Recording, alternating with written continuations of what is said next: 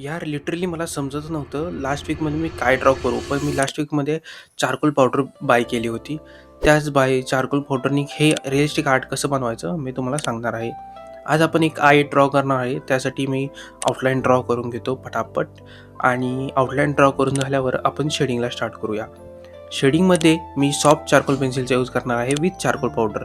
त्याआधी आपण निडेबल इरेझरनी जे आपण ड्रॉ केलेले आहे आउटलाईन आहे त्याला थोडीशी सॉफ्ट करून घेऊया.